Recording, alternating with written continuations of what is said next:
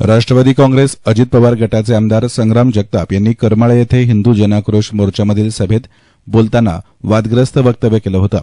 यानंतर राज्यभरात ठिकठिकाणी पडसाद उमटले असून मुंब्रा येथे शरदचंद्र पवार राष्ट्रवादी काँग्रेस पक्षाच्या वतीनं आमदार संग्राम जगताप यांच्या प्रतिमेस जोडेमारो आंदोलन करण्यात आलं होतं।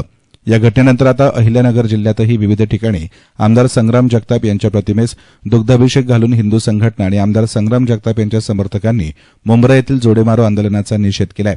मुंब्रा येथे आमदार संग्राम जगताप यांच्या प्रतिमेला जे जोडेमारो आंदोलन करण्यात आले होते याला आम्ही भीक घालत नाही। आमदार जगताप यांच्या मागे संपूर्ण अहिल्यानगरमधील सकल हिंदू समाज कायम पाठीशी उभा राहणार आहे। त्यांनी जी भूमिका घेतली त्या भूमिकेला कायमच आम्ही पाठिंबा देणार असल्याचं वक्तव्य माजी नगरसेवक अजिंक्य बोरकर यांनी केलं आहे। मुंब्रा येथील आपल्या अहिल्यानगर शहराचे हिंदू धर्मरक्षक आमदार संग्राम भाई जगताप यांच्यावर मुंब्रा येथे काही जिहादी वृत्तीच्या लोकांनी, ज्यांना या आपल्या संपूर्ण भारताचे संविधान मान्य नाही अशा जिहादी वृत्तांनी, काही झुरळांनी एक आंदोलन केलं होतं।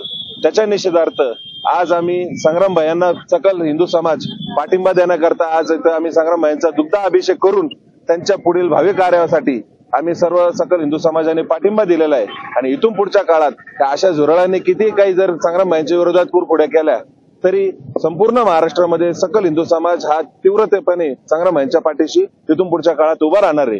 आणि आमच्या इथं अहिल्यानगर शहरामधील सकल हिंदू समाज हा आणखी जास्त जोरात संग्राम भाईंच्या पाठीशी उभा राहतील आणि इथून पुढच्या काळात संग्राम भाई जोरात काम करतील। त्यासाठी आज आम्ही इथं सर्व जणांनी प्रोफेसर कॉलनी येथे आम्ही सर्व सकल हिंदू समाजाच्या वतीने एक दुग्धाभिषेक करण्यात आला।